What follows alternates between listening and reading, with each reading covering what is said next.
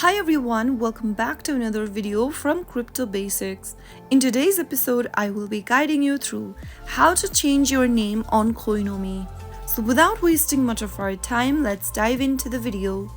First of all, tap open your Coinomi application from your app drawer and make sure to log into your account as well. From the first interface of Coinomi, tap on the horizontal bars at the top left corner. Now in this pop-up appearing on the screen, tap on Default Wallet drop-down at the top, tap on Manage Wallets from the drop-down, and tap the three dots right next to your wallet. To change your name for Coinomi wallet, tap on Rename. Now, erase the current name and enter the new name for your wallet.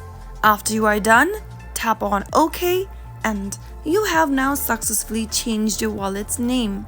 So that's how it's easily done. If you found the video to be helpful, go ahead and give us a thumbs up. Don't forget to subscribe to our channel by hitting the subscribe button.